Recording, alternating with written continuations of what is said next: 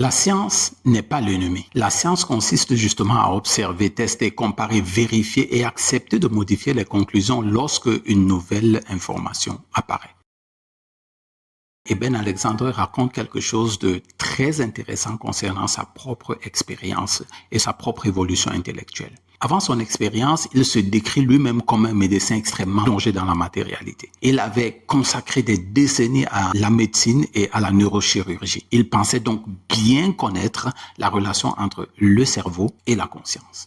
Et puis, son existence a basculé, son expérience l'a obligé à remettre en question ces certitudes qu'il avait. Dans le chapitre 33 de son livre, il écrit qu'avant son coma, il considérait comme extrêmement improbable que la conscience puisse exister en dehors du cerveau. Et donc, il pose une question que bien sûr beaucoup de scientifiques se posent. Comment la conscience naît-elle dans le cerveau? Nous savons énormément de choses sur le cerveau, mais savons-nous réellement comment l'activité physique du cerveau produit l'expérience subjective d'être conscient? C'est ce que la philosophie de l'esprit appelle notamment le problème difficile de la conscience. Eben Alexander va plus loin encore dans le chapitre 33. La prééminence d'une méthode scientifique uniquement basée sur la réalité physique au cours des 400 dernières années pose un problème majeur.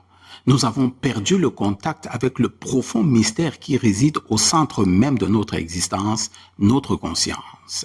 C'était, sous différents noms et manifesté au travers de différentes visions du monde, quelque chose de bien connu et de fondamental pour les religions prémodernes, mais qui a été perdu par notre culture occidentale sécularisée à mesure que nous tombions amoureux du pouvoir de la science et de la technologie moderne. Un aveu clair, net et vrai. Mais attention, cela ne signifie pas que le livre démontre scientifiquement que l'âme ou quoi que ce soit quitte le corps pour s'en aller. Le livre présente une expérience personnelle, l'expérience du docteur Eben Alexander et son interprétation de cette expérience. Mais la question demeure puissante. Avons-nous le droit de déclarer impossible ce que nous ne savons pas encore expliquer?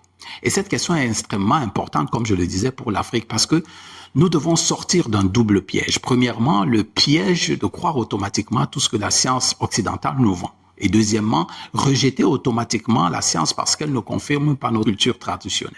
La véritable éducation, donc, ici consiste à réexaminer les deux. Et dans le PDF, au chapitre 33 et au chapitre 31, on examine très très bien ce point. Passons à la deuxième idée. La peur de la mort